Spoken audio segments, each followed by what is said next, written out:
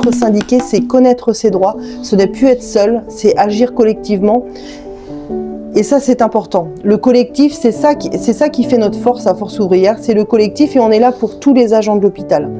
Un exemple, c'est qu'à Force Ouvrière, en fait, on a négocié le Ségur de la santé. Le Ségur de la santé, pour les autres organisations syndicales, ce n'était que les aides-soignantes et que les infirmières. Et dans un hôpital, en fait, tout le monde travaille à l'hôpital.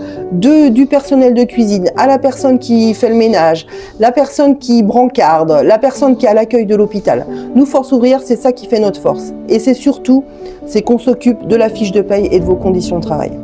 Si vous avez l'occasion de lire la Charte d'Amiens, qui est notre Bible au sein de Force Ouvrière, vous comprendrez l'importance d'être libre et indépendant. Et ça permet de ce côté-là de pouvoir défendre librement un agent individuellement ou des agents collectivement au regard des revendications et des cahiers de revendications que le service peut porter. Moi, je suis à Force Ouvrière parce qu'à Force Ouvrière, on va jusqu'au bout des choses. À Force Ouvrière, on vous accompagne du début à la fin de vos actions. On est vraiment là pour vous expliquer vos droits et ensuite vous dire qu'est-ce qu'on peut faire.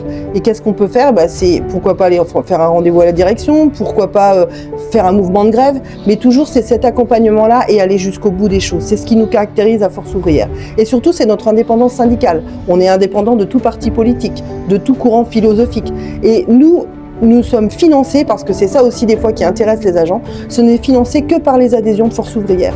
Alors que d'autres organisations syndicales sont financées par par exemple, d'autres partis politiques et d'autres contributions, en tout cas, qui ne viennent pas des adhésions. Donc, notre indépendance aussi par rapport au directeur et au patronat. C'est-à-dire qu'on est indépendant dans notre activité syndicale. Une diffusion de tract, par exemple, nous n'avons pas besoin de demander à notre fédération ou à notre département si on veut le diffuser. C'est chaque établissement, chaque syndicat qui peut diffuser ses propres informations.